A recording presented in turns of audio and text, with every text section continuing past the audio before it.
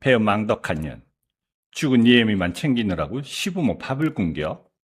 이참에 며느리 교육 좀 다시 시켜야겠다. 눈물로 친정엄마의 49제를 지내고 돌아온 날, 시어머니는 며느리 교육을 다시 시키겠다며 현관문 도어락을 바꿔버렸습니다. 현관문 앞에는 제 카드로 결제한 하와이행 비행기 티켓 결제 영수증이 조롱하듯 버려져 있었습니다. 저는 차갑게 식어버린 분노 속에서 조용히 전화 한 통을 걸었습니다. 제 명의로 된 모든 카드 지금 당장 정지해 주세요. 그리고 5분 뒤 다시 전화를 건 시어머니는 이 카드 없으면 집으로 못 돌아간다며 발악하고 있었습니다. 사연 시작 전에 구독 버튼을 눌러주시고 어디서 듣고 계신지 댓글에 남겨주세요. 그곳에 늘 행운이 가득하길 바라겠습니다. 3년 전 시아버지가 하시던 사업이 부도를 맞은 날이었습니다. 남편이 거실 소파에 털썩 주저앉으며 두 손으로 머리를 감쌌어요. 부모님이 갈 곳이 없어. 우리 집밖에 모실 곳이 없다고. 저는 한참을 망설였지만 사람 도리는 하고 지내라던 엄마의 말씀이 떠올랐습니다. 저는 결국 시부모님을 우리 집으로 모셔왔어요. 그렇게 시작된 동거가 지옥의 문을 여는 일인 줄은 그때는 몰랐습니다. 이사 오신 첫날부터 시어머니의 행동은 예사롭지 않았어요. 시어머니는 안방을 차지하고는 제 옷장과 화장대까지 모두 작은 방으로 옮기라고 명령했습니다. 시애미가 안방 쓰는 거 당연한 거야. 며느리가 큰 방 쓰는 집이 어디 있니? 저는 입을 다물고 짐을 옮겼습니다. 얹혀 사는 처지라는 자각이 시어머니에게는 전혀 없었어요. 오히려 이 집의 안방마님이 자기라는 듯 행세했습니다. 아침 6시면 어김없이 시어머니의 목소리가 안방에서 터져 나왔어요. 아침상 차렸니? 국 식기 전에 빨리 가져와라. 저는 출근 준비를 하다 말고 부엌으로 달려가 상을 차렸습니다. 회사로 출근하면서 하루에 10통씩 시어머니에게서 전화가 왔어요. 시장에서 콩나물을 사와라. 세탁기를 돌려놓고 나갔어야지. 거실 청소가 엉망이다.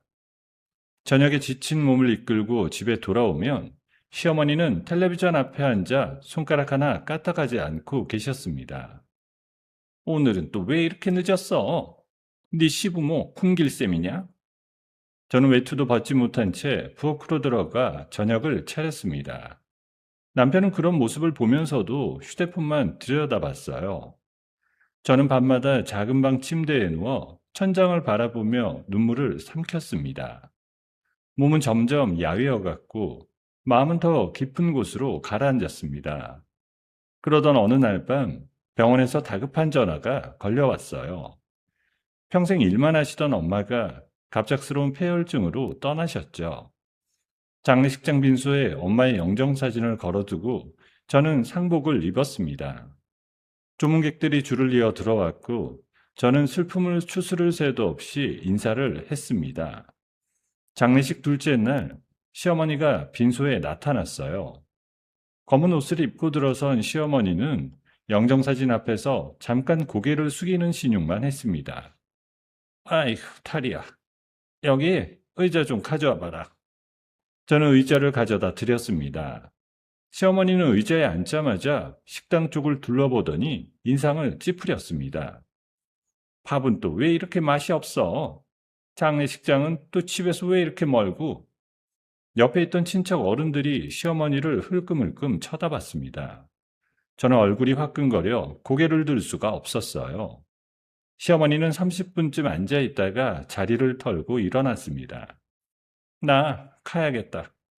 너는 네 엄마 장례식도 중요하지만 집안일은 안중에도 없니? 집안에 빨래가 산더미야. 잠깐이라도 시간 내서 집안일도 좀 신경 쓰고 그래라. 그러면서 시어머니는 흰 봉투 한 장을 던졌습니다. 봉투 안에는 10,000원짜리 3장이 들어있었어요. 저는 그 봉투를 손에 쥔 채로 한참을 멍하니 서 있었습니다. 시어머니가 빈소를 떠나고 얼마 지나지 않아 남편마저 가방을 챙겼습니다. 회사 인사과에 급한 일 터졌대. 잠깐만 다녀올게. 저는 남편의 옷자락을 붙잡았습니다. 지금 가면 어떡해. 조문객들 인사는 누가 받아? 남편은 그렇게 빈소를 비웠고 그날 밤도 그 다음 날도 돌아오지 않았습니다. 저는 상주로서 홀로 빈소를 지키며 새벽까지 조문객을 맞이했습니다. 엄마의 마지막 가는 길에 사위는 끝내 모습을 보이지 않았어요. 발인날 새벽, 저는 혼자 엄마의 관을 붙잡고 오열했습니다. 장례를 끝내고 집에 돌아왔을 때 시어머니는 거실에 앉아 텔레비전을 보고 있었어요. 왔니? 빨래가 산더미처럼 쌓였더라. 오늘 안에 다 돌려놔라. 저는 상복도 갈아입지 못한 채 세탁기 앞으로 향했습니다. 엄마를 잃은 슬픔에 손이 자꾸만 떨렸어요. 그래도 저는 묵묵히 빨래를 돌리고 청소기를 밀고 저녁상을 차렸습니다. 며느리의 도리, 아내의 도리만 지키면 언젠가는 시어머니 마음도 풀릴 거라 믿었어요. 그날은 엄마가 돌아가신 지 49일이 되던 날 아침이었습니다. 저는 새벽 5시도 되기 전에 눈을 떴습니다. 부엌 식탁 위에는 전날 밤부터 정성껏 다듬어둔 나물거리와 과일이 가지런히 놓여 있었어요. 엄마가 살아계실 적에 가장 좋아하시던 도라지 나물과 시금치, 그리고 잘 익은 배 한 알. 저는 떨리는 손으로 도시락통에 음식을 옮겨 담았습니다. 그때 안방문이 벌컥 열리더니 시어머니가 잠옷 차림으로 거실로 나왔습니다. 시어머니는 식탁 위에 차려진 음식들을 슬쩍 훑어보더니 코웃음을 쳤습니다. 새벽부터 뭘 그렇게 부산을 떨어? 잠을 못 자겠네. 저는 도시락통 뚜껑을 닫으며 조용히 입을 열었습니다. 오늘 엄마 49제 가는 날이라서요. 아침은 차려놓고 갈게요. 시어머니가 식탁 의자에 털썩 앉으며 손을 내저었습니다. 축은 네 이미 49일 됐다고 아침부터 시끄럽게 한 거야? 청승 좀 떨지 마라. 저는 입술을 꽉 깨물었습니다. 가슴속에서 뜨거운 것이 울컥 치밀어 올랐지만 꾹 눌러 참았습니다. 그때 안방에서 남편이 부스스한 얼굴로 걸어 나왔어요. 저는 남편을 향해 작은 목소리로 말을 건넸습니다. 여보, 같이 가. 엄마 마지막 가시는 길인데. 남편이 머리를 극적이며 식탁 의자를 끌어당겼어요. 회사에 급한 일 있다고 했잖아. 혼자 다녀와. 시어머니가 옆에서 거들었습니다. 우리 아들 회사 일이 얼마나 중요한데. 죽은 사람보다 산 사람이 먼저지. 저는 더 이상 아무 말도 할 수가 없었습니다. 도시락통을 보자기에 싸서 가슴에 끌어안고 현관으로 향했어요. 엘리베이터 안에서 도시락 보자기를 끌어안고 한참을 멍하니 서 있었습니다. 엄마가 보고 싶어서 코끝이 시큰해졌어요. 저는 서울에서 2시간이나 떨어진 산속에 있었습니다. 저는 첫 차를 타고 다시 시외버스를 갈아타고 마지막에는 가파른 산길을 한참 걸어 올라갔습니다. 법당 안에는 향냄새가 자욱하게 깔려 있었어요. 스님이 목탁을 두드리며 연부를 외워주셨고 저는 엄마의 영정사진 앞에 무릎을 꿇었습니다. 영정 속 엄마는 환하게 웃고 계셨어요. 저는 도시락통을 열어 음식을 영정 앞에 가지런히 놓았습니다. 엄마, 도라지 나물 좋아하셨잖아. 많이 드시고 가요. 말이 끝나기가 무섭게 눈물이 뚝뚝 떨어졌습니다. 저는 영정사진을 손으로 쓰다듬으며 흐느꼈어요. 엄마, 미안해. 혼자 보내드려서 정말 미안해. 그동안 못다한 효도 다음 생에서 꼭 할게요. 법당 안에 제 울음소리만 가득 찼습니다. 스님이 가만히 제 어깨를 토닥여 주셨어요. 보살님, 어머니께서 다 보고 계십니다. 이제 그만 마음 편히 보내드리세요. 저는 무릎을 꿇은 채로 한참을 더 울었습니다. 엄마가 계신 곳은 부디 따뜻한 곳이기를, 다시는 고생하지 마시기를 간절히 빌었습니다. 해가 뉘엿뉘엿 넘어갈 무렵 저는 산을 내려왔어요. 붓고 충혈된 눈으로 시외버스에 올라타 다시 서울로 향했습니다. 버스 창밖으로 어둠이 천천히 깔리는 풍경을 멍하니 바라보았어요. 시어머니가 부탁한 갈비를 사야 한다는 생각이 문득 떠올랐습니다. 저는 동네 정육점에 들러 양념갈비 2근을 샀어요. 그리고 시아버지가 좋아하시는 굴비, 남편이 자주 찾던 막걸리까지 양손 무겁게 챙겨 들었습니다. 비닐봉지 손잡이가 손가락을 파고들어 빨갛게 자국이 났어요. 아파트 엘리베이터 안에서 저는 천천히 숨을 골랐습니다. 엄마 잃은 슬픔도 시댁 식구들에 대한 서운함도 모두 삼키자고 다짐했죠. 내일 다시 출근해서 며느리 노릇, 아내 노릇, 회사원 노릇을 묵묵히 해내야 하니까요. 현관문 앞에 도착한 저는 한 손에 비닐봉지를 들고 다른 손으로 도어락 비밀번호를 눌렀습니다. 번호를 다 누르고 손잡이를 잡아 돌렸지만 문은 꿈쩍도 하지 않았어요. 대신 날카로운 경고음이 복도 전체에 울려 퍼졌습니다. 저는 당황해서 다시 한번 번호를 천천히 눌렀어요. 또 경고음이 울렸습니다. 이상하다. 분명히 맞는데. 비밀번호를 다시 눌러봐도 결과는 마찬가지였어요. 그때 옆집 아주머니가 장바구니를 들고 내리다가 저를 보고는 걸음을 멈췄습니다. 어머, 세댁, 안 들어가고 거기서 뭐해요? 저는 어색하게 웃으며 도어락을 가리켰어요. 도어락이 갑자기 안 열리네요. 비밀번호를 잘못 눌렀나 봐요. 옆집 아주머니가 고개를 갸웃하더니 다가왔습니다. 어머, 세댁 모르고 있었어요? 낮에 시어머니가 열쇠 업자 불러서 바꾸시던데 한참 시끄러웠어요. 심장이 쿵하고 내려앉는 소리가 들렸습니다. 저는 옆집 아주머니에게 인사도 제대로 하지 못한 채 멍하니 서 있었어요. 그때 현관문 옆에 놓인 작은 택배 상자 밑에 떨어진 영수증 한 장이 눈에 들어왔습니다. 저는 무릎을 꿇고 앉아 그 영수증을 확인했어요. 영수증을 펴보는 순간 저는 숨이 턱 막혔습니다. 하와이행 비행기 티켓 2장의 결제 영수증이었어요. 결제 카드 번호 아래 적힌 이름은 분명히 제 이름이었습니다. 저는 떨리는 손으로 휴대폰을 꺼냈어요. 시어머니에게 전화를 걸었습니다. 수화기 너머로 시끄러운 사람들 소리와 안내방송이 함께 들렸어요. 어머니, 도어락 왜 바꾸셨어요? 그리고 이 비행기표는 또 뭐고요? 시어머니가 거칠게 코웃음을 쳤습니다. 네가 죽은 네 힘이 챙긴다고 밥상도 안 차렸잖니? 그래서 우리도 바람 좀 쐬러 나왔다. 저는 두 다리에 힘이 풀려 그 자리에 주저앉을 뻔했습니다. 제 카드로 결제하셨잖아요. 그리고 제가 살고 있는 집인데 도어락을 왜 마음대로... 말이 끝나기도 전에 시어머니의 날카로운 목소리가 귀를 찔렀어요. 야, 이 배은망덕한 거사. 죽은 친정애미 챙긴다고 시댁 식구들은 거들떠도 안 보면서 어디서 큰 소리야. 저는 입을 다물고 말았습니다. 귓속이 윙윙 울렸어요. 이참에 너 며느리 교육 다시 시키려고 바꾼 거다. 한 며칠 밖에서 떨어봐야 정신을 차리지. 우리 돌아올 때까지 그 문 앞에 그대로 있어. 전화는 일방적으로 끊겼습니다. 저는 휴대폰을 손에 쥔 채 굳게 닫힌 현관문을 멍하니 바라보았어요. 복도에 매달린 형광등 불빛이 깜빡거렸습니다. 손에 들고 있던 비닐봉지에서 양념갈비 냄새가 비릿하게 새어나왔어요. 엄마의 49제를 지내고 돌아온 딸을 거리에 세워두고 며느리 카드를 긁어 비행기를 탄 시어머니. 저는 천천히 고개를 떨궜습니다. 가슴 속에서 뜨겁게 끓어오르던 무언가가 이상하게도 차갑게 식어가는 것이 느껴졌습니다. 그것은 슬픔도 서러움도 분노도 아닌 아주 낯선 감정이었어요.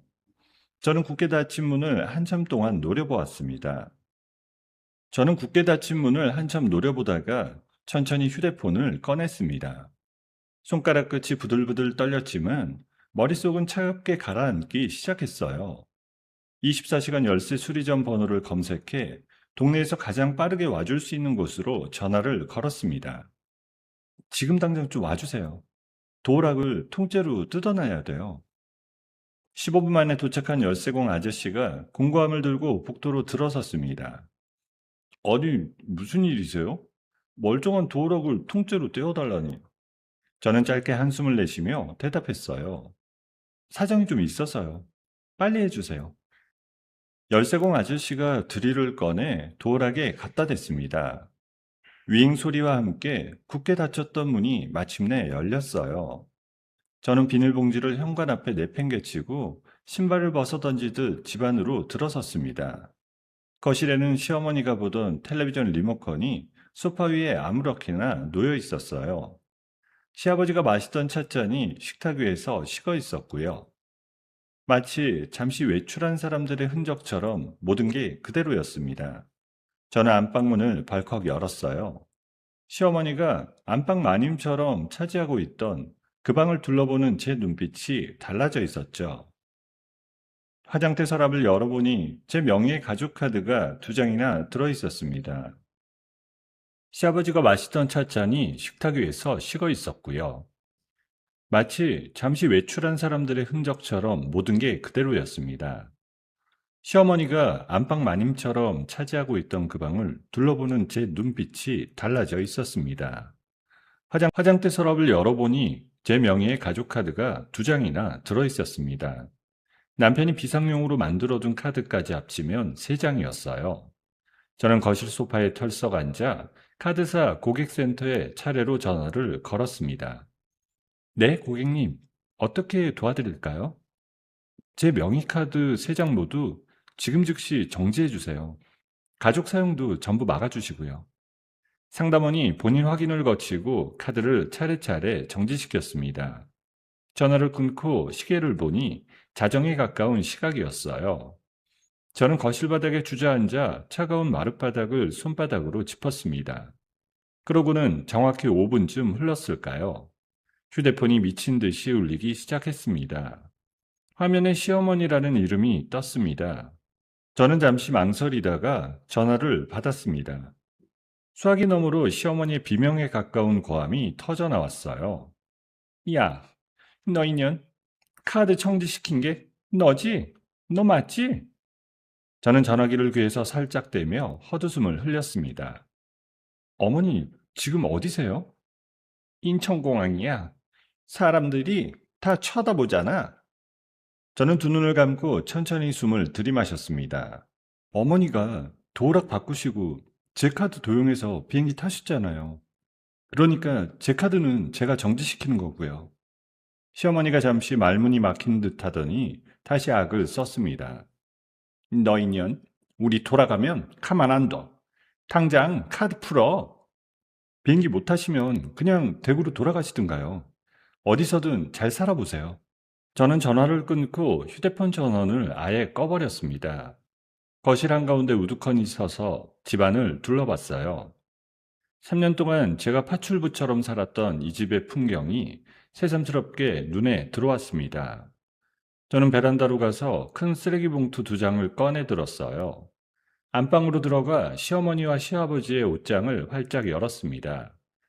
시어머니의 한복이며 시아버지의 양복이며 모두 닥치는 대로 봉투에 쑤셔 넣었어요.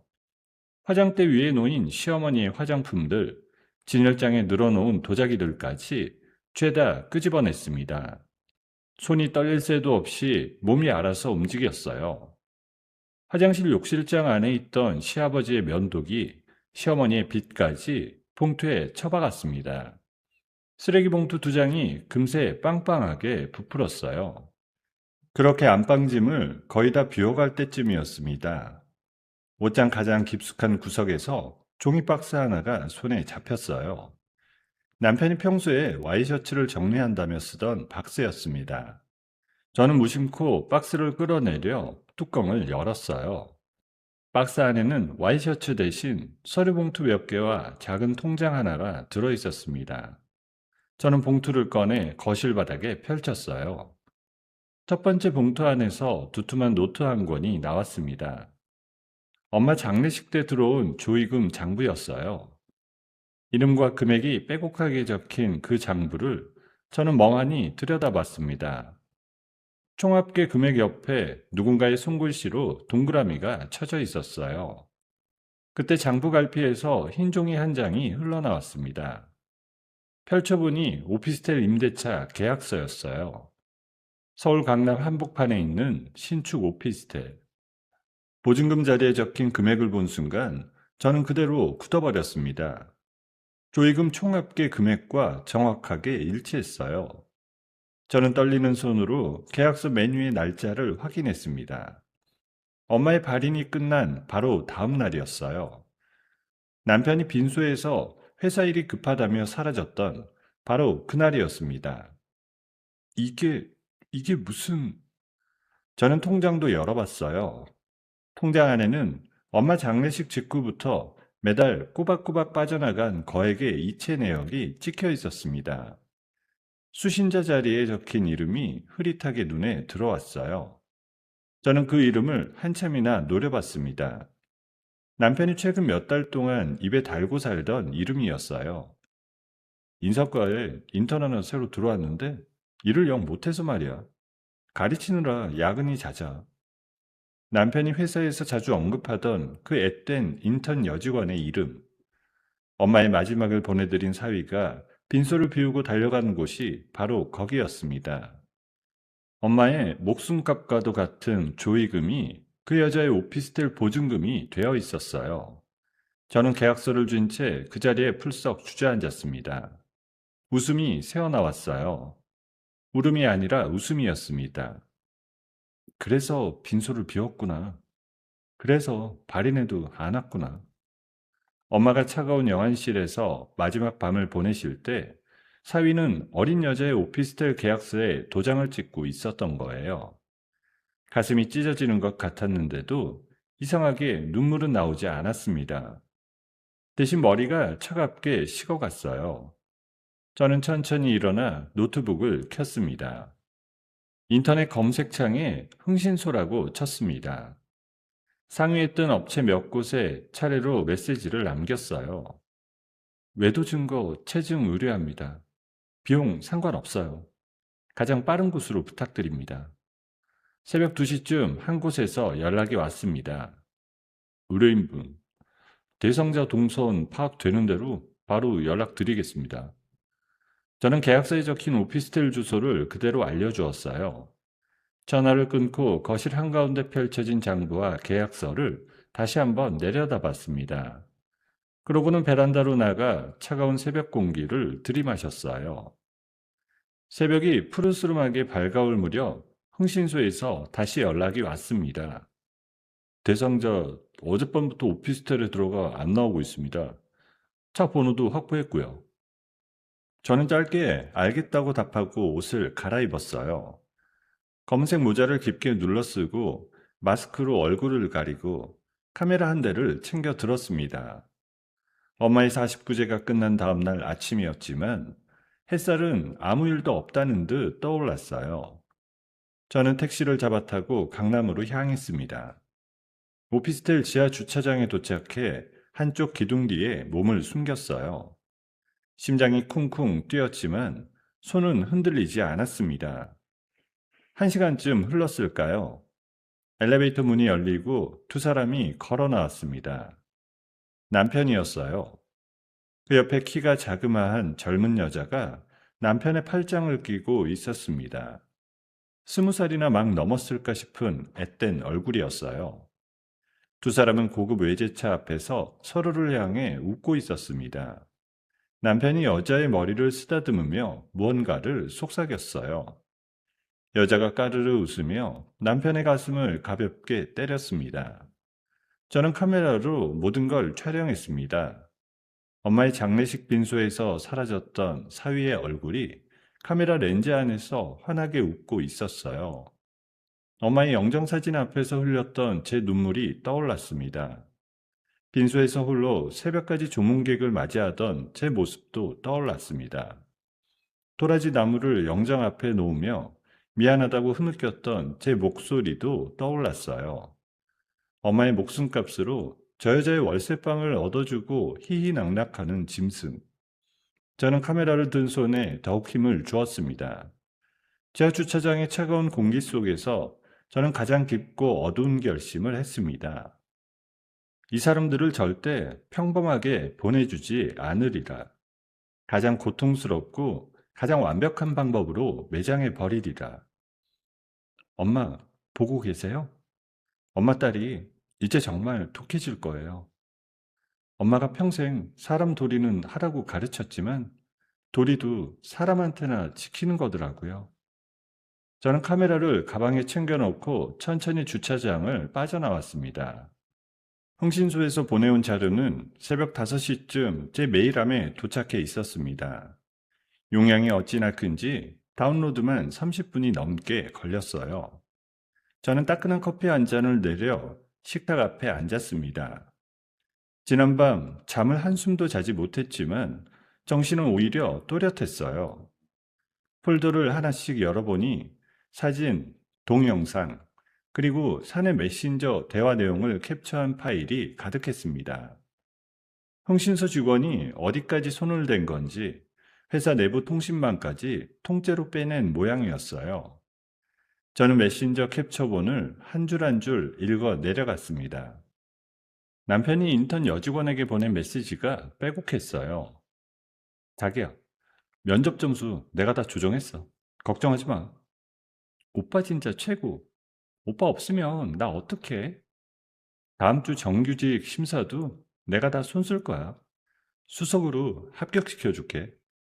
저는 마우스를 잡은 손에 힘이 들어갔어요. 엄마 빈소를 비울 만큼 자기야 자기야 부르며 챙기던 여자였구나. 면접 점수 조작에 정규직 심사 매수까지. 이건 단순한 외도가 아니었습니다. 회사 전체를 기만한 범죄였어요. 저는 메모지를 펴고 펜을 들었습니다. 머릿속에 떠오르는 것들을 하나씩 적어 내려갔어요. 첫째, 회사 감사팀의 익명 제보. 둘째, 사내 익명 앱에 찌라시 살포해 두 사람 사이 균열 만들기. 셋째, 시댁 식구들 귀국 시점에 맞춰 주거 침입으로 경찰 신고. 펜을 내려놓고 저는 천천히 숨을 골랐습니다. 3년 동안 시어머니에게 멸시당하며 살아온 며느리는 더 이상 없었습니다. 그때 휴대폰이 울렸어요. 화면을 보니 모르는 번호였습니다. 전화를 받자마자 시어머니의 갈라진 목소리가 터져 나왔어요. 얘야, 어떡하니? 우리가 인천공항 의자에서 밤을 새웠다. 아범한테 부탁해서 겨우 한국 들어가는 비행기 끊었으니까 너도 마음 풀어라. 저는 헛웃음을 흘렸어요. 아범이 비행기표를 끊었다고요? 그래. 아범이 어디서 돈을 구해서 보내줬다더라. 새벽 비행기로 들어간다. 저는 그 말이 끝나기도 전에 무엇을 의미하는지 알아차렸습니다. 남편이 인턴 여직원에게 쓰려고 모아둔 비자금을 털어 부모님 귀국 항공권을 끊은 거였어요. 저는 차분하게 대답했습니다. 어머니, 댁에 오시면 안 돼요. 도락 바꿨거든요. 뭐라고? 너 인연이 진짜? 저는 그대로 전화를 끊었습니다. 오후 2시쯤 거실 인터폰이 시끄럽게 울리기 시작했습니다. 저는 현관 인터폰 화면을 들여다봤어요. CCTV 화면 속에 시어머니가 짐가방을 끌고 현관문을 쾅쾅 두드리고 있었습니다. 시아버지는 그 뒤에서 멍하니 서서 시어머니의 등 뒤만 바라보고 있었어요. 야, 문 열어. 당장 안 열면 내가 부숴버릴 거야. 저는 인터폰 음량을 줄이고 휴대폰을 들었습니다. 경찰서 민원실 번호를 차분하게 눌렀어요. 저희 집에 모르는 사람이 들어오려고 문을 부수고 있어요. 빨리 와주세요. 10분쯤 지났을까요? 엘리베이터 문이 열리고 소리가 인터폰 너머로 들렸습니다. 제복을 입은 경찰관 2명이 복도로 들어섰어요. 어르신, 무슨 일이세요? 신고 들어왔습니다. 여기 우리 집이에요. 며느리가 시어미를 못 들어오게 한다고. 경찰관이 등기부 등본을 확인하고는 시어머니에게 단호하게 말했습니다. 이 집 명의자는 따로 있으세요. 명의자 동의 없이는 출입 못하십니다. 시어머니가 발을 굴렀어요. 내 아들이 사는 집이에요. 어떻게 내가 못 들어가? 경찰관이 차분하게 응대했습니다. 명의자가 거부하시면 어쩔 수가 없습니다. 일단 저희와 함께 파출소로 가시죠. 시어머니가 시아버지의 옷자락을 붙들고 발버둥 쳤지만 경찰관들은 두 사람을 부드럽게 이끌고 엘리베이터로 향했습니다. 저는 인터폰 화면 너머로 그 광경을 끝까지 지켜봤어요. 입꼬리가 천천히 올라갔습니다. 엘리베이터 문이 닫히는 순간 저는 노트북 앞에 앉아 새 메일을 작성했어요. 수신인 자리에 남편 회사의 감사팀장 메일 주소를 입력했습니다. 인사팀장의 채용 비리 의혹을 제보합니다. 첨부 파일에 면접 점수 조작 메신저 내역과 정규직 심사 매수 정황이 들어 있습니다. 익명 처리 부탁드립니다. 저는 첨부 파일을 꼼꼼하게 점검한 뒤 전송 버튼을 눌렀습니다. 화면에 메일이 발송되었습니다라는 문구가 떴습니다. 엄마, 첫 발은 뗐어. 저는 식탁 위에 차가워진 커피를 한 모금 마셨어요. 저녁 무렵 모르는 번호로 또 전화가 왔습니다. 받아보니 이번에는 남편이었어요. 남편이 파출소에서 시어머니를 빼내려고 한참 실랑이를 벌이는 모양이었습니다. 여보, 미쳤어? 어머니랑 아버지가 파출소에 잡혀가 계신다고. 빨리 와서 합의해줘. 저는 수화기 너머로 들리는 남편의 헐떡거리는 숨소리를 차갑게 들었습니다. 댁에서 알아서 하세요. 저는 모르는 일이에요. 여보, 제발. 아버지 연세도 있으신데 어쩌라는 거야. 저는 잠시 뜸을 들였습니다. 인사과에 새로 들어온 인턴분, 일은 잘 가르치고 계세요? 수화기 너머에서 남편의 숨이 턱 막히는 소리가 들렸습니다. 뭐, 무슨 소리야, 갑자기. 일 잘 가르치셨겠죠. 강남 오피스텔까지 얻어들인 정성이 있는데. 전화기 너머로 남편이 침을 꿀꺽 삼키는 소리가 또렷이 들렸습니다. 여보, 그게 무슨... 저는 전화를 끊었어요. 휴대폰을 식탁 위에 내려놓고 두 손으로 얼굴을 감쌌습니다. 숨이 새어나왔습니다. 남편이 지금쯤 파출소 한 구석에서 식은땀을 흘리고 있을 모습이 눈에 선했어요. 밤이 깊어갈 무렵 저는 사내 익명 게시판 앱에 가입했습니다. 대학 동기에게 부탁해 신분 확인을 우회하고 익명 계정을 만들었어요. 손가락이 키보드 위에서 멈칫했습니다. 찌라시 한 줄 한 줄을 신중하게 다듬었어요. 인사팀장이 인턴 직원에게 정규직 자리를 약속하고 뒤로 다른 지원자들에게도 똑같은 거래를 제안했다는 소문이 돕니다. 인사팀장이 인턴 외에 다른 여자 직원과도 따로 만남을 가졌다는 목격담이 있습니다. 거짓과 진실을 절묘하게 섞어 두 사람 사이에 의심의 씨앗을 심었습니다. 전송 버튼을 누르자 게시판에 글이 올라갔습니다. 5분도 지나지 않아 댓글이 달리기 시작했어요. 어쩐지 그 인턴 좀 이상하더라. 인사팀장 평소에도 좀 그랬어요. 저는 휴대폰 화면을 한참 들여다봤습니다. 엄마의 영정사진이 책상 위에서 저를 바라보고 있었어요. 저는 영정사진을 향해 작게 속삭였습니다. 엄마, 보고 있지? 내가 다 갚아줄게. 복수의 톱니바퀴는 이미 빠르게 돌아가기 시작했어요. 감사팀이 내사를 시작했다는 풍문이 흘러나오기까지는 며칠도 걸리지 않을 거였습니다. 저는 노트북을 덮고 거실 소파에 몸을 깊숙이 묻었어요. 그제야 며칠 동안 잊고 있던 피로가 한꺼번에 몰려왔습니다. 손끝이 떨리기 시작했어요.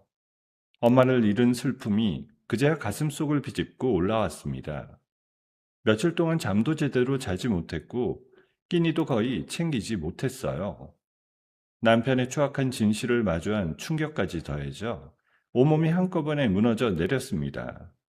저는 거실 한가운데서 무릎을 꿇고 천천히 주저앉았어요. 흐느낌이 입 밖으로 새어나왔습니다. 엄마, 보고 싶어. 너무 보고 싶어. 나 너무 힘들어. 3년 동안 시어머니에게 받았던 멸시, 빈소에서 홀로 견뎌야 했던 외로움, 발인 날 새벽 혼자 관을 붙잡고 오열했던 그 새벽이 한꺼번에 밀려왔습니다. 남편이 인턴 여직원과 다정하게 웃던 카메라 속 모습도 다시 떠올랐습니다. 저는 두 손으로 마룻바닥을 짚고 엎드린 채로 흐느꼈어요. 가슴속 깊은 곳에서 무언가가 무너져 내리는 소리가 들렸습니다. 3년을 참아온 뚝이 한꺼번에 터져나간 거예요. 엄마, 미안해. 진작 알아차렸어야 됐는데. 진작 엄마 말 들었어야 됐는데. 엄마가 살아계실 적에 사람 도리는 사람한테나 지키는 거라고, 너 너무 착하기만 하면 안 된다고 늘 걱정하시던 목소리가 귓가에 맴돌았습니다. 저는 텅 빈 집안 한가운데서 한참을 그렇게 엎드려 있었어요. 복도에 매달린 형광등 불빛이 깜빡거리는 소리만 거실에 가만히 떠다녔습니다. 얼마나 그렇게 엎드려 있었는지 모르겠어요. 거실 시계가 새벽 3시를 가리키고 있었습니다. 목이 메말라 일어나려는데 무릎에 힘이 들어가지 않았어요. 저는 벽을 짚고 천천히 몸을 일으켰습니다. 비틀거리며 작은 방으로 향했어요. 엄마의 유품을 그곳에 모셔두었거든요. 엄마가 평생 끼고 사시던 낡은 재봉틀이 방 한 구석에 덩그러니 놓여 있었습니다. 저는 재봉틀 앞에 무릎을 꿇고 앉아 손바닥으로 그 위를 천천히 쓰다듬었어요. 엄마, 이거 만지면 엄마 손길이 느껴질 줄 알았는데 그냥 차가운 쇳덩어리네. 목이 메어 말이 끊겼습니다. 저는 재봉틀 아래쪽 서랍을 무심코 잡아당겼어요. 서랍이 잘 빠지지 않고 자꾸 걸리적거렸습니다. 세게 힘을 주니 그제야 서랍이 쑥 빠지면서 안에 들어있던 실패와 단추 상자가 우르르 쏟아졌습니다. 저는 한숨을 내쉬며 바닥에 떨어진 물건들을 주워 모았습니다. 그때 서랍 안쪽 깊숙한 틈새에서 두툼한 종이봉투 하나가 비죽 튀어나와 있는 것을 발견했어요. 저는 손가락 끝으로 그 봉투를 조심스럽게 끄집어냈습니다. 봉투 겉에는 엄마의 떨리는 글씨로 제 이름이 적혀 있었어요. 저는 숨이 턱 막혔습니다. 엄마, 이게 뭐야? 봉투를 열자 통장 한 권과 손편지가 들어 있었어요. 저는 통장을 먼저 펼쳤습니다. 내역을 들여다보는 순간 두 손이 와들와들 떨리기 시작했어요. 매달 10만 원, 20만 원씩, 어떤 달은 5만 원, 어떤 달은 100만 원. 엄마가 파출부 일을 하며 받은 돈을 한 푼도 쓰지 않고 차곡차곡 모은 흔적이었습니다. 수십 년에 걸쳐 모인 돈이 마지막 줄에 큰 X로 찍혀 있었어요. 저는 통장을 가슴에 끌어안았습니다. 엄마의 거친 손바닥이 떠올랐어요. 평생 남의 집 부엌과 화장실을 닦으며 굽어진 엄마의 허리도 떠올랐습니다. 저는 떨리는 손으로 손편지를 펼쳤어요. 엄마의 비뚤비뚤한 글씨가 종이 위에 빼곡했습니다. 우리 딸, 이 편지 보고 있으면 엄마는 이미 네 곁에 없겠다. 엄마가 미안해. 더 좋은 엄마가 못 돼서. 저는 편지를 읽다 말고 입을 틀어막았습니다. 시집 보내고 나서도 늘 마음이 무거웠다. 시댁 식구들한테 시달리는 걸 다 알면서도 모르는 척했어. 며느리 자리 지켜야 한다고 너만 다그쳤지. 우리 딸, 이 돈은 너 비상금이다. 시집살이 너무 힘들면 도망쳐. 사람들이 지키지 마. 도리는 사람한테나 지키는 거야. 짐승들한테는 지킬 도리 없단다. 엄마 딸로 태어나줘서 고마워. 부디 너 좋아하는 일 하면서 살아. 엄마는 하늘에서도 우리 딸만 보고 있을 거야. 저는 편지지에 얼굴을 묻고 통곡했습니다. 엄마, 어떻게 이런 걸 다 알고 있었어? 미안해. 엄마한테 한 번도 힘들다고 말 못해서 미안해. 엄마는 다 알고 계셨어요. 제가 그 집에서 어떤 취급을 받는지, 며느리 도리를 지킨다고 얼마나 자신을 학대했는지. 그러면서도 모른 척하며 마지막까지 딸에게 마지막 비상금을 남겨주신 거예요. 저는 한참을 통장과 편지를 가슴에 안고 흐느꼈습니다. 새벽 5시쯤이 되자 흐느낌이 잦아들었어요. 저는 천천히 일어나 거울 앞에 섰습니다. 거울 속에 비친 제 얼굴은 부어 있었고 눈은 충혈되어 있었어요. 저는 거울 속의 저 자신을 똑바로 바라봤습니다. 이 돈 헛되이 쓰지 않을 거야. 엄마, 보고 있어? 엄마가 평생 모아준 이 돈으로 가장 잔인하고 완벽한 복수를 완성하리라 굳게 다짐했습니다. 날이 밝자마자 저는 인터넷을 뒤지기 시작했어요. 이혼 전문 변호사를 검색하니 수십 곳이 줄줄이 나왔습니다. 저는 상류층 치정 사건과 기업 비리 고발 전문이라는 문구가 적힌 한 로펌의 광고를 발견했어요. 승률 100%라는 글자가 눈에 박혔습니다. 저는 즉시 그 로펌의 상담 예약을 잡았어요. 오후 2시 약속이었습니다. 저는 옷장 깊숙이 넣어두었던 검은 정장을 꺼내 입었어요. 엄마 장례식 때 입었던 상복을 빨아 옷장에 걸어두었던 그 옆에 정장이 걸려 있었어요. 저는 상복을 한번 쓰다듬고는 정장으로 갈아입었습니다. 화장도 정성껏 했어요. 붓고 충혈된 눈은 어쩔 수 없었지만 입술만큼은 또렷한 붉은색으로 발랐습니다. 로펌은 강남 한복판의 고층 건물 30층에 있었습니다. 엘리베이터를 타고 올라가는 동안 저는 천천히 호흡을 가다듬었어요. 거울 같은 엘리베이터 벽에 비친 제 모습은 며칠 전의 며느리가 아니었어요. 접수를 마치고 안내받은 상담실은 큰 통유리창 너머로 서울 시내가 한눈에 내려다 보이는 곳이었습니다. 잠시 후 변호사가 들어왔어요. 35살쯤 되어 보이는 여성 변호사였습니다.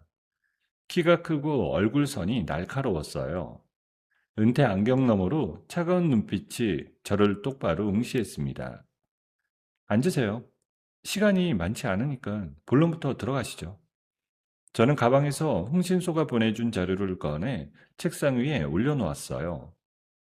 남편의 외도, 채용비리, 횡령, 사문서 위조까지 모두 들어있어요.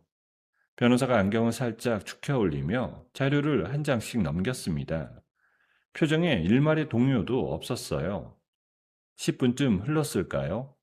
변호사가 자료를 덮고 저를 정면으로 바라봤습니다. 동정 같은 건 안 해드립니다. 그런 거 받고 싶으시면 다른 곳 알아보시고요. 동정은 필요 없어요. 저는 복수를 원합니다.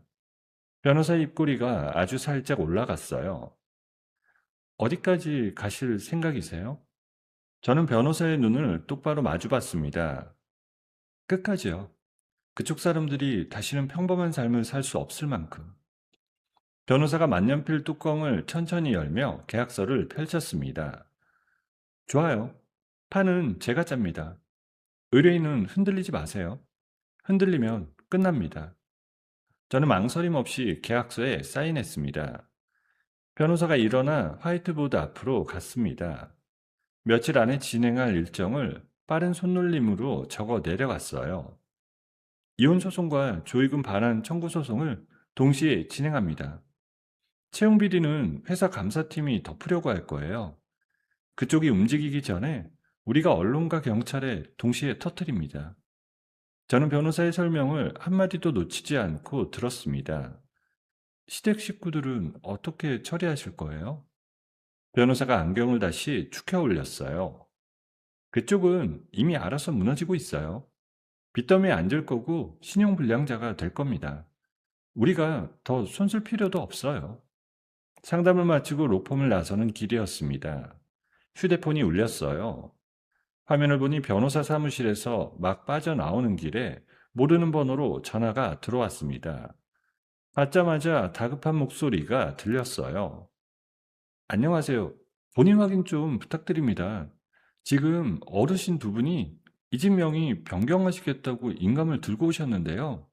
도장 모양이 좀 이상해서요. 저는 잠시 멈춰섰습니다. 남편이, 시어머니가, 시아버지가 내 집을 자기들 앞으로 돌리려고 인감도장까지 위조한 거였어요. 그 인감 위조된 거 맞아요. 그대로 잡아두시고 경찰 부르세요. 제가 곧 그쪽으로 가겠습니다. 저는 전화를 끊고 변호사에게 즉시 메시지를 보냈습니다. 잘 됐네요. 사문서 위조 미수까지 추가합니다. 거기 안 가셔도 돼요. 제가 처리하겠습니다. 저는 길거리에 멈춰서서 짧게 웃었습니다. 저녁 무렵 집으로 돌아오는 길에 남편의 전화가 빗발치기 시작했어요. 부재중 전화가 20통이 넘었습니다. 저는 변호사가 미리 건네준 대포폰을 꺼냈어요. 새 번호로 갈아 끼우고 기존 번호는 그대로 꺼버렸습니다. 남편이 아무리 전화를 걸어도 저에게는 단 한 통도 닿지 않았습니다. 집에 돌아온 저는 화장대 앞에 앉았어요. 서랍 깊숙이 넣어두었던 검은 상복을 마지막으로 한번 꺼내 들었습니다. 저는 그 상복을 천천히 접어 쓰레기 봉투에 집어넣었습니다. 새 옷장을 열어 가장 화려한 빨간 원피스를 꺼냈어요. 거울 앞에서 천천히 그 옷을 몸에 맞췄습니다. 립스틱을 다시 짙게 발랐어요. 엄마의 영정사진을 화장대 위에 곱게 모셔두고 저는 영정사진을 향해 가만히 인사를 건넸습니다. 엄마, 이제 시작이야. 엄마가 모아준 돈으로 엄마가 가르쳐 준 대로 내가 다 갚아줄게. 거울 속의 저는 처음 보는 얼굴이었어요. 3년 동안 시어머니에게 멸시당하던 며느리도 아니었고, 빈소에서 혼자 울던 딸도 아니었습니다. 그건 사냥꾼의 얼굴이었어요. 저는 거울을 향해 천천히 미소를 지어 보였습니다. 작전 개시일 아침, 저는 새벽 5시에 눈을 떴습니다. 샤워를 마치고 화장대 앞에 앉아 정성스럽게 화장을 했어요. 거울 속에는 가장 차갑고 가장 단정한 얼굴이 비치고 있었습니다. 변호사와 약속한 시간은 정확히 오전 11시였어요. 남편 회사의 정규직 전환 최종 심사 결과가 사내 게시판에 발표되는 바로 그 시각이었습니다. 저는 가방에 USB 한 개와 이혼소장, 조의금 반환 소송장을 챙겨 넣었습니다. 빨간 원피스 위에 검은 트렌치 코트를 걸쳤어요. 거울 앞에서 마지막으로 옷 매무새를 가다듬으며 영정사진을 향해 작게 속삭였습니다. 엄마, 같이 가요. 남편 회사 건물 앞에 도착했을 때 변호사가 이미 검은색 세단에서 내리고 있었습니다. 옆에는 정복을 입은 경찰관 3명, 그리고 회사 감사팀장이 함께 서 있었습니다. 시작합니다. 의뢰인은 제 뒤로 2발자국만 따라오세요. 저는 고개를 끄덕였습니다.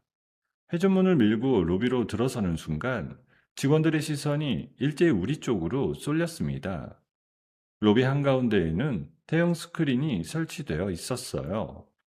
스크린에는 정규직 전환 합격자 명단이 막 띄워진 참이었습니다. 명단 맨 위에 인턴 여직원의 이름이 큼지막하게 박혀 있었어요. 저는 그 이름을 똑바로 바라보며 가방에서 USB를 꺼냈습니다. 변호사가 감사팀장에게 USB를 건넸어요. 지금 바로 띄우겠습니다. 다음 순간 대형 스크린의 화면이 일제히 바뀌었습니다. 남편과 인턴 여직원이 주고받은 메신저 내용이 거대한 글씨로 떠올랐어요.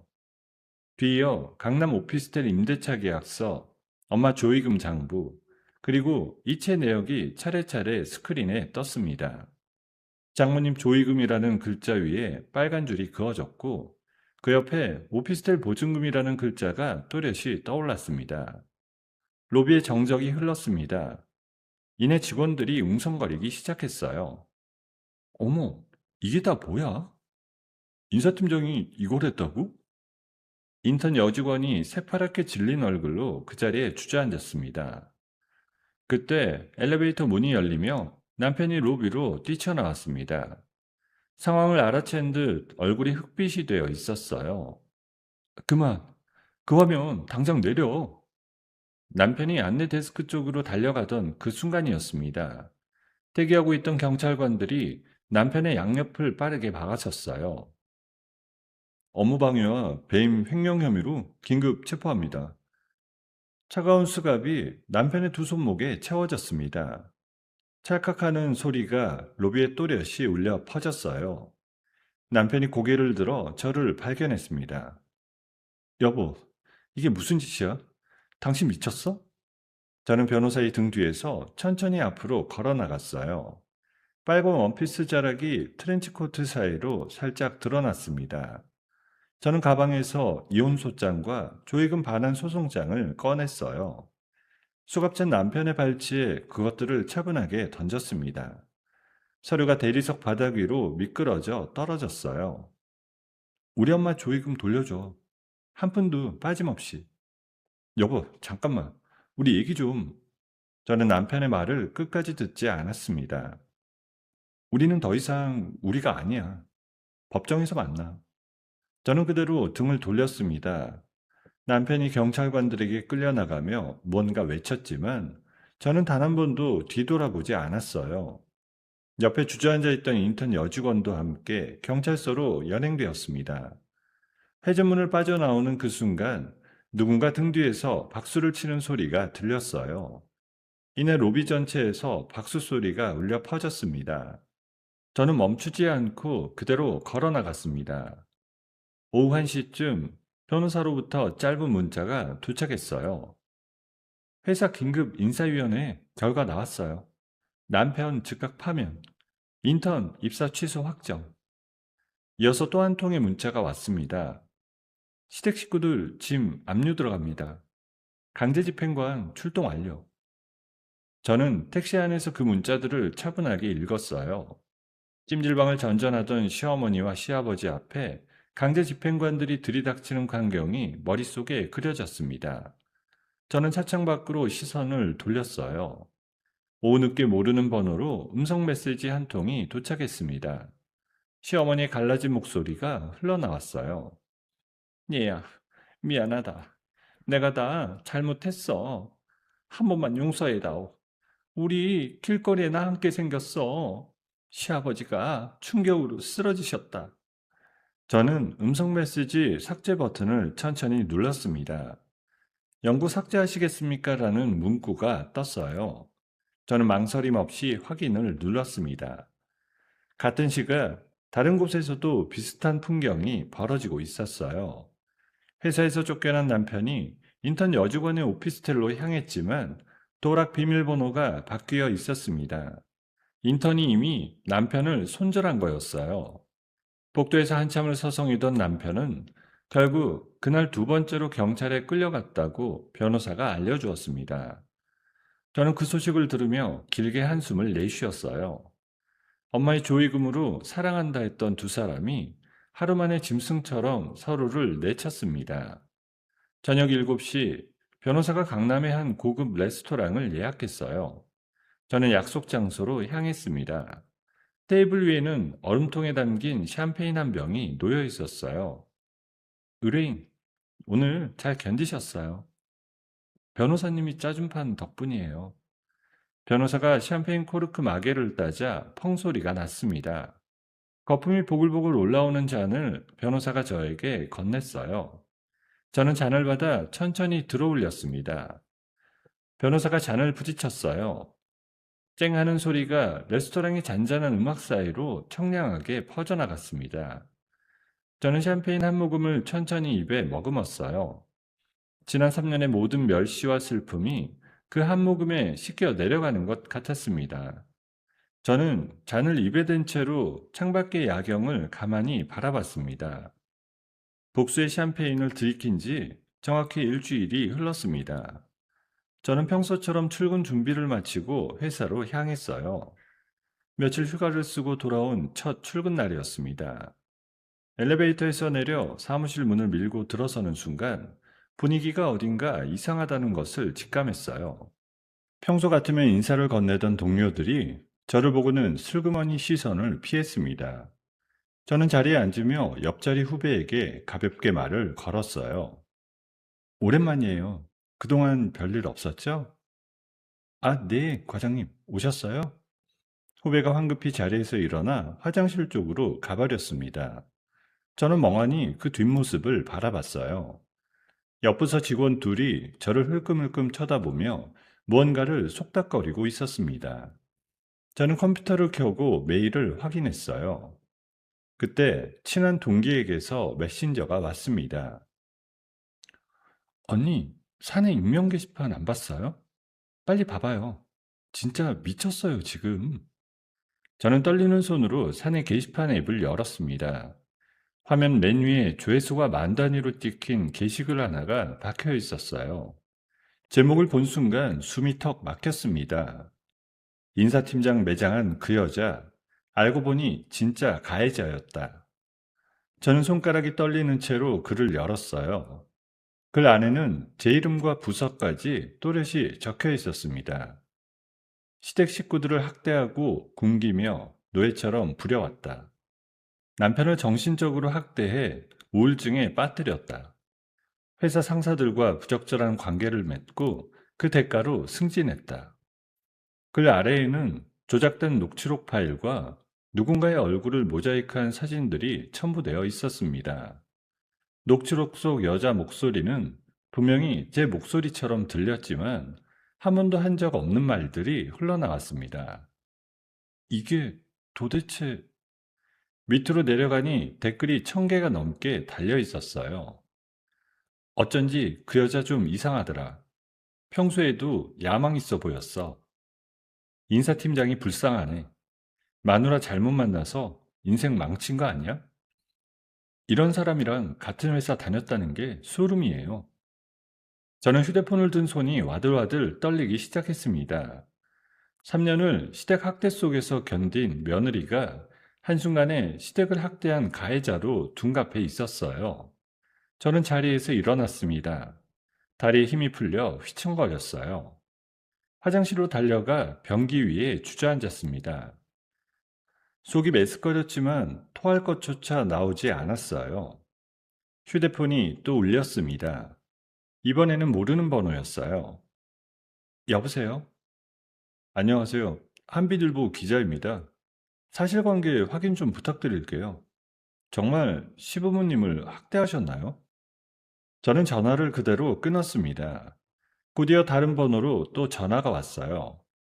다른 기자였습니다. 저는 휴대폰 전원을 아예 꺼버렸습니다. 화장실 칸 안에서 한참을 웅크리고 앉아 있었어요.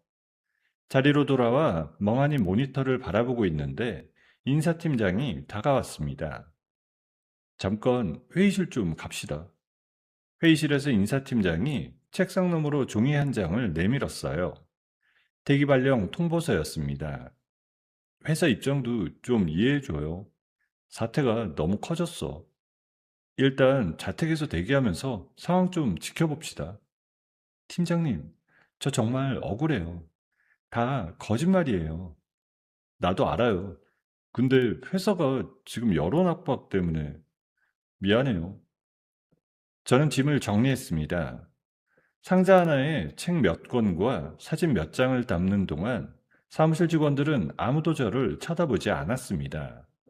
엘리베이터를 타고 내려가는데 동기가 헐레벌떡 따라왔어요.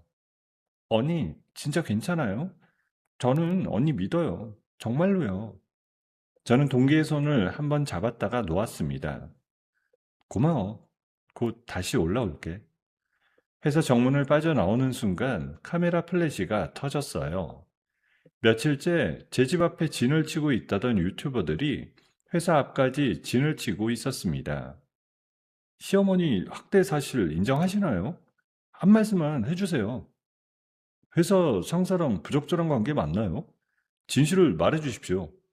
저는 고개를 푹 숙이고 손으로 얼굴을 가렸어요. 상자를 안고 비틀거리며 택시에 올라탔습니다. 집으로 돌아온 저는 현관문을 잠그자마자 짐을 그대로 바닥에 내려놓고 무릎을 꿇었습니다. 거실 한가운데서 한참을 그렇게 앉아 있었어요. 휴대폰 전원을 켜자 부재중 전화 알림이 100통이 넘게 떴습니다. 대부분 기자들이었고 몇몇은 시어머니였고 한 통은 변호사였습니다. 저는 시어머니 음성 메시지부터 재생했어요. 그래, 너 좀 당해봐라. 네가 우리한테 한 지 다 돌려받는 거야. 지금부터가 시작이다. 저는 휴대폰을 바닥에 던졌습니다.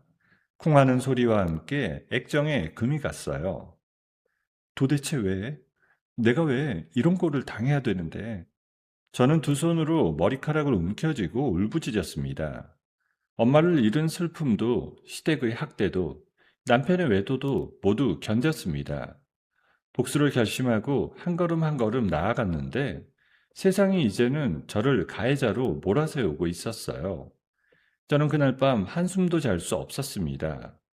다음 날도, 그 다음 날도 마찬가지였어요.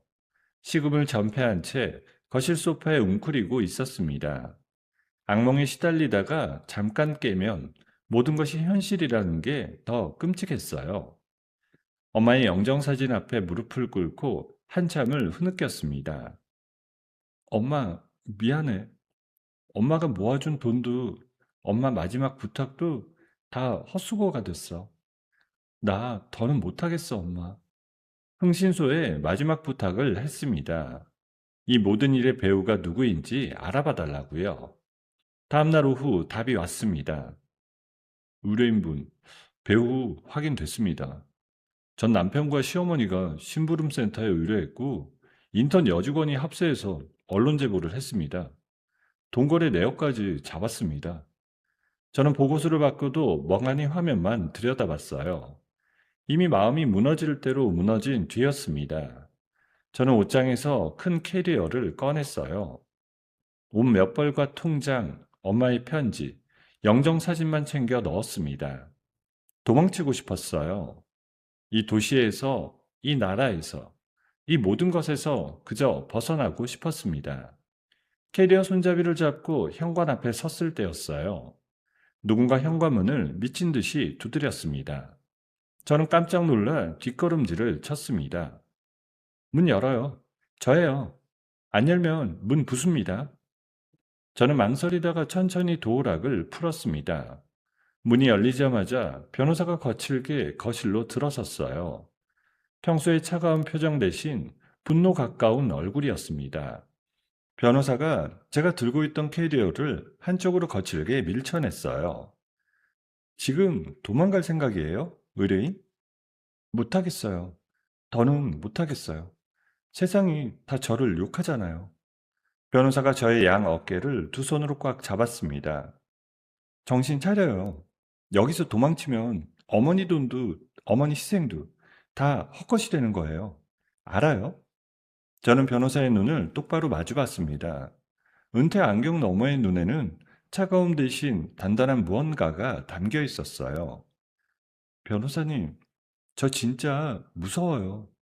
다 등을 돌렸어요. 의뢰인, 잘 들으세요. 이건 그쪽이 마지막으로 던질 수 있는 카드예요. 가장 더러운 패. 이 패 막아내면 끝나는 겁니다.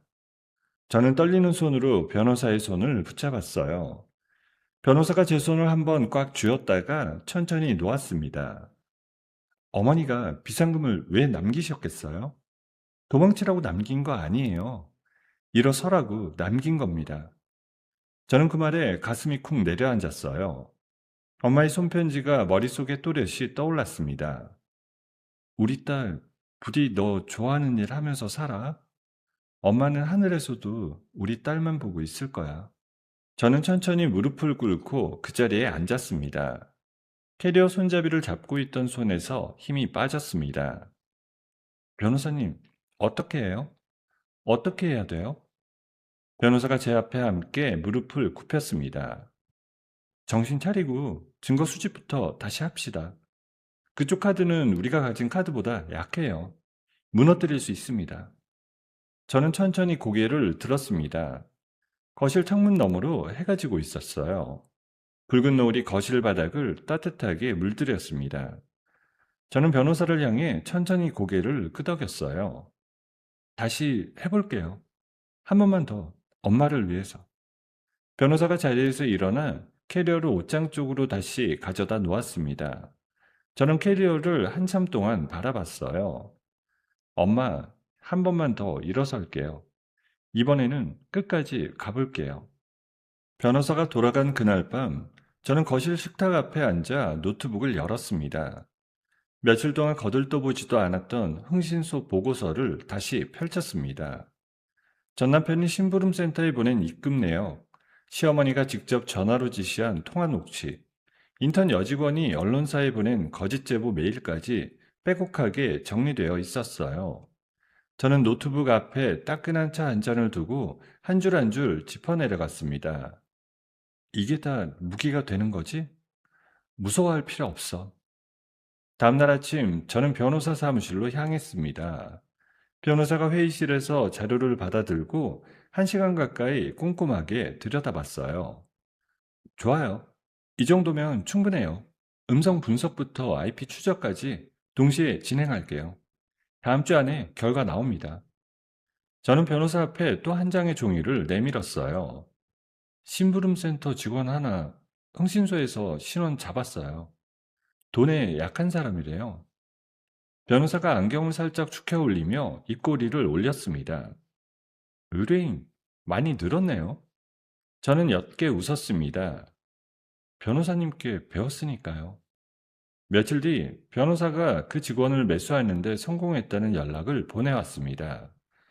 전 남편이 직접 의뢰하는 통화 녹취, 시어머니가 욕설로 지시하는 음성, 돈을 건네는 영상까지 모두 확보됐다는 거였어요. 저는 그 소식을 듣고 한참을 거실 소파에 앉아 있었습니다.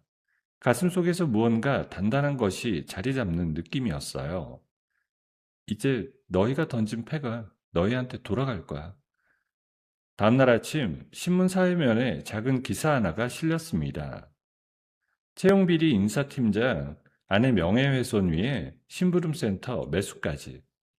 기사 한가운데 전 남편이 심부름센터에 의뢰하는 통화 녹취록 일부가 인용되어 있었습니다.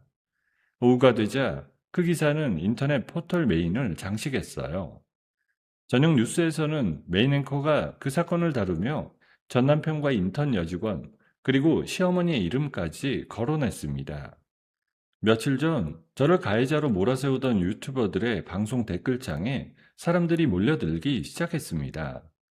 저를 취재하던 카메라들이 일제히 방향을 틀어 전 남편 모텔과 시어머니가 도망쳐 다닌다는 친척집 앞으로 몰려갔습니다. 저는 거실 소파에 앉아 텔레비전 화면을 차분하게 바라봤어요. 이제 너희 차례야. 같은 날 오후 변호사로부터 메시지가 왔습니다. 인턴 여직원이 형량 줄이려고 자수했어요. 전 남편 회사 법인카드 횡령 미공개 장부 통째로 넘기고 갔습니다. 액수가 어마어마해요. 저는 휴대폰을 가만히 들여다봤습니다. 엄마 조의금으로 산 오피스텔이 압류당하자 그 여자도 살 길을 찾아 전 남편을 물어뜯기 시작한 거였어요. 짐승은 짐승끼리 물어뜯는구나. 변호사는 그 장부를 곧장 회사 경영진과 검찰에 동시 제출했어요. 전 남편의 죄목이 한꺼번에 2배로 무거워졌습니다. 배신감에 눈이 뒤집힌 전 남편이 검찰 호송 복도에서 인턴 여직원의 머리채를 잡고 난동을 부렸다는 소식이 변호사로부터 전해졌습니다. 같은 시각 경찰서 조사실에서는 시어머니가 모든 게 아들 탓이라며 발악을 하고 있었습니다. 다 아들놈 짓이야. 그놈이 처음부터 다 시켰어. 어머니가 도랑말 안 바꿨어도 이렇게는 안 됐어. 어머니가 다 망쳐놓고 왜 나한테 떠넘겨? 한때 가족이었던 사람들이 경찰서 바닥에서 서로의 치부를 폭로하며 뒹굴고 있었습니다. 저는 그 녹취를 가장 차가운 시선으로 끝까지 들었습니다. 인과응보라는 게 이런 거구나. 선고일은 2달 뒤로 잡혔어요. 법원 안에서 판사가 차분한 목소리로 형량을 읽어 내려갔습니다. 전 남편은 채용비리와 업무상 횡령, 정보통신망법 위반까지 더해져 징역 3년 6개월의 실형을 선고받았습니다. 시어머니는 명예훼손 교사와 무고죄로 거액의 벌금과 손해배상금을, 인턴 여직원 역시 공범으로 막대한 벌금과 집행유예를 함께 떠안게 되었습니다. 변호사가 앞서 추가 고발했던 사문서 위조 미수건까지 더해져 시어머니와 시아버지는 추가 벌금형까지 받게 됐어요. 전 남편이 판결을 듣고 그 자리에 주저앉았습니다. 시어머니는 양손으로 얼굴을 감싼 채 통곡을 시작했어요. 인턴 여직원은 망연자실한 표정으로 천장을 올려다봤습니다. 저는 방청석 가장 뒤쪽에 앉아 그 모든 광경을 묵묵히 바라봤어요. 판결이 끝나고 법원을 나서는 길에 변호사가 다가왔습니다. 완벽한 승리네요. 의뢰인. 다 변호사님 덕분이에요. 변호사가 손을 내밀었습니다. 저는 그 손을 잡고 가볍게 흔들었어요. 다음날 아침, 저는 회사에 출근했습니다. 명예회복 신청과 함께 정식 복직 통보를 받은 그날이었습니다. 엘리베이터 문이 열리고 사무실로 들어서는 순간 직원들이 일제히 자리에서 일어났어요. 박수가 터져나왔습니다. 저를 가해자로 몰며 등 돌렸던 사람들이 머쓱한 얼굴로 고개를 숙였어요. 저는 한 사람 한 사람에게 가벼운 인사를 건넸습니다. 사내 게시판에는 회사의 공식 사과문이 게재되었고, 저를 향한 응원의 글이 줄을 이어 올라왔습니다. 며칠 후 인사 발표가 났습니다. 저는 부장 승진과 함께 신설 부서장 자리를 맡게 되었어요. 저는 책상 위에 작게 인쇄해둔 엄마 영정사진을 꺼내 들었습니다. 엄마가 환하게 웃고 계셨어요. 엄마, 딸 부장 됐어. 엄마 덕분이야. 창밖으로 따스한 봄 햇살이 사무실 안으로 길게 스며들고 있었습니다. 저는 그 햇살을 한참 동안 가만히 바라봤어요. 복직한 지 정확히 반년이 흘렀습니다. 가을 끝자락에서 시작된 모든 일이 어느덧 다음의 봄을 맞이하고 있었습니다. 저는 출근길 지하철 창밖으로 흩날리는 벚꽃잎을 바라봤어요. 지난 겨울 동안 변호사와 함께 마무리한 일들이 머릿속에 차례차례 떠올랐습니다. 전 남편과 시댁 식구들 앞으로 청구한 위자료와 손해배상금이 모두 강제집행으로 회수되었어요. 마지막 한 푼까지 빠짐없이 회수된 그 순간 그들은 완벽한 신용불량자가 되었습니다. 이제 정말 끝났네. 회사에서 신설 부서장으로 자리를 잡은 지도 반년이 흘렀어요. 저는 점심시간에 가끔 회사 근처 작은 카페에서 변호사와 마주 앉아 커피를 마셨습니다. 복수가 끝난 뒤에도 변호사와는 종종 만나 안부를 나누는 사이가 되었어요. 오늘도 변호사가 먼저 카페에 와서 자리를 잡아두고 있었습니다. 의뢰인, 안색이 많이 좋아졌네요. 잘 먹고 잘 자니까요. 변호사님은요? 식사는 거르지 마시고요. 변호사가 잠시 멋쩍게 웃었습니다. 은퇴 안경 너머의 눈이 처음 만났을 때처럼 차갑지 않았어요. 변호사님, 요즘은 어떤 사건 맡고 계세요? 비슷한 사건이요. 또 한 분이 도움 구하셔서요. 저는 커피잔을 두 손으로 감싸주었어요. 그분도 잘 이겨내시면 좋겠네요. 변호사가 고개를 끄덕이며 작게 답했습니다. 의뢰인 같은 분 보면 저도 힘이 나요. 저는 그 말에 살짝 미소를 지었어요. 복수의 동지로 만났던 두 사람이 어느새 서로의 상처를 보듬는 인생의 친구로 남아 있었습니다. 며칠 뒤 변호사로부터 메시지 한 통이 왔어요. 의뢰인, 마지막 소식이에요. 그쪽 사람들 근황 듣고 싶으면 전화 주세요. 저는 망설이지 않고 전화를 걸었습니다. 변호사가 천천히 말을 이어갔어요. 전 남편은 출소하고 일용직 전전하고 있고요. 전과자 낙인 때문에 정식 취업은 어려워 보입니다. 저는 휴대폰을 귀에 댄 채 가만히 들었습니다. 시아버님은 충격으로 쓰러지신 후로 계속 병상에 누워 계세요. 시어머님이 동네에서 폐지 주어서 병원비 대고 있다고 하고요. 그렇군요. 인턴 여직원은 채용비리 전과자로 업계에 소문이 다 퍼져서 고향으로 도망쳤다고 해요. 평생 숨어 지낼 것 같아요. 저는 짧게 한숨을 내쉬었습니다. 그게 자기들이 만든 길이니까요.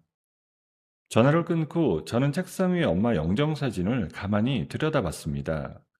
엄마가 환하게 웃고 계셨어요. 저는 사진을 손가락으로 가만히 쓰다듬었습니다. 엄마, 그 사람들 끝까지 잘못했다고 말 안 했어. 사과 한마디 안 하더라. 저는 잠시 침묵하다 다시 입을 열었습니다. 그래도 괜찮아. 엄마 덕분에 내가 일어섰으니까. 그걸로 됐어. 봄이 깊어진 어느 주말이었습니다. 저는 거실에 일꾼들을 불러 리모델링을 시작했습니다. 3년 동안 시댁 식구들이 차지하고 있던 안방을 통째로 허물고 거실을 더 넓게 트는 공사였어요. 벽지를 새로 바르고 마룻바닥을 갈고 가구도 모두 바꿨습니다. 그 자리에 묵혀있던 시어머니의 흔적이 한 점도 남지 않도록 깨끗하게 비워냈어요. 공사가 마무리된 날, 저는 거실 한가운데에 엄마의 낡은 재봉틀을 가져다 놓았습니다. 작은 방 구석에 모셔뒀던 그 재봉틀이 이제는 우리 집의 가장 중심에 자리 잡았어요.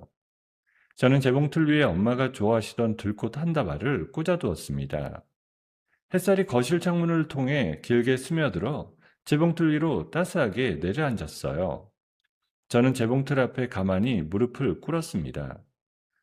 엄마, 이제 여기가 우리 둘 집이야. 엄마는 늘 여기 계시는 거야. 저는 두 손을 모으고 가만히 기도를 올렸습니다. 엄마, 그동안 고생 많으셨어요. 이제 편히 쉬세요.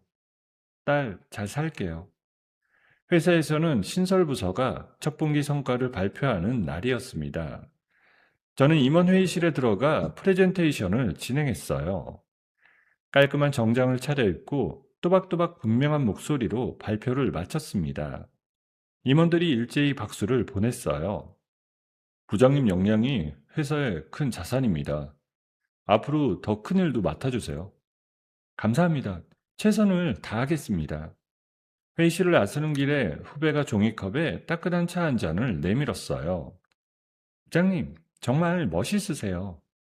고마워요. 우리 부서 함께 잘 만들어가요. 저는 종이컵을 들고 사무실 창가에 잠시 기대 섰습니다. 창밖으로 보이는 서울 시내가 봄볕에 환하게 빛나고 있었어요.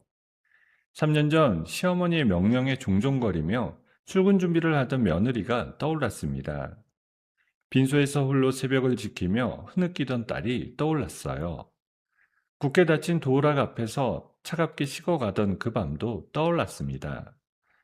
그 모든 시간이 지나 지금 이 자리에 서 있는 저는 다른 사람이 되어 있었습니다. 저는 차를 한 모금 천천히 마셨어요. 잘 견뎌냈어. 잘 살아냈어. 그날 저녁 저는 퇴근길에 마트에 들렀습니다. 시원한 맥주 몇 캔과 좋아하는 안주거리를 사들고 집으로 향했습니다. 리모델링한 거실 한가운데 작은 식탁을 놓고 그 위에 맥주캔과 안주를 차렸어요. 베란다 창문을 활짝 열어두자 봄바람이 거실 안으로 부드럽게 들어왔습니다. 저는 식탁 옆 의자에 앉아 맥주캔을 따 한 모금 들이켰어요. 차가운 거품이 목을 시원하게 적셨습니다. 살만 난다. 저는 작게 웃음을 터뜨렸습니다. 지옥 같았던 1년이 한편의 영화처럼 머릿속을 스쳐갔어요. 3년 동안의 시대각대, 친정엄마의 갑작스러운 죽음, 도어락 사건과 카드 도용, 남편의 외도와 채용 비리, 그리고 그것들을 하나하나 짓밟아 내려간 복수의 시간들. 세상이 저를 가해자로 몰아세웠던 두 번째 위기와 그 속에서 다시 일어서 반격해낸 시간들. 그 끝에 회복한 명예와 직장, 그리고 이 작은 평화로운 저녁. 저는 맥주캔을 들어 올려 베란다 너머 봄밤 하늘을 향해 가볍게 부딪혔습니다. 엄마, 딸이 이만큼 살아냈어. 저는 식탁에서 일어나 베란다로 나갔습니다. 밤하늘이 깊고 맑게 펼쳐져 있었어요. 별 몇 개가 보일 듯 말 듯 반짝이고 있었습니다. 저는 베란다 난간에 두 손을 가지런히 올리고 하늘을 올려다봤어요. 엄마, 잘 지내고 계세요? 저는 잘 지내고 있어요. 진짜로 잘 지내요. 엄마가 남겨주신 그 돈, 엄마가 모아주신 그 마음, 한 푼도 헛되이 안 썼어요. 이제 걱정 마시고 거기서 푹 쉬세요. 엄마 딸은 정말로 괜찮아요. 봄바람이 머리카락을 부드럽게 흩날렸습니다. 저는 두 눈을 가만히 감았다가 다시 떴습니다. 밤하늘의 별 하나가 유난히 환하게 빛나고 있었어요. 마치 엄마가 저를 향해 미소를 지어주는 것 같았습니다. 저는 베란다에 선 채로 가장 환한 미소를 지었어요. 내일도 출근할 거고, 다음 주에는 변호사와 점심을 먹을 거고, 다음 달에는 새 프로젝트를 시작할 겁니다. 평범하고 단단한 일상이 저를 기다리고 있었어요. 저는 맥주캔을 한 번 더 들어 올렸습니다. 인생 2막 시작하자. 봄밤의 공기가 거실 안으로 부드럽게 흘러들어왔습니다. 엄마의 재봉틀 위에 꽂아둔 들꽃이 가만히 흔들렸어요. 세상에는 도리를 지킬 사람이 따로 있고 인연을 끊어야 할 사람도 따로 있다는 걸 다시 한번 깨닫게 되는 이야기였습니다. 참고 견디는 것만이 미덕은 아닌 것 같아요. 내 자리를 지키는 것, 내 자존심을 지키는 것, 그리고 무엇보다 나를 사랑해준 사람의 마음을 헛되이 하지 않는 것. 그것이 진짜 도리가 아닐까 싶습니다. 오늘 이 이야기가 누군가에게는 작은 위로가 되고 누군가에게는 단단한 용기가 되었으면 좋겠습니다. 여러분, 오늘의 이야기를 어디서 듣고 계신가요? 구독 버튼을 눌러주시고 댓글에 남겨주시면 감사한 마음으로 인사드리겠습니다. 감사합니다.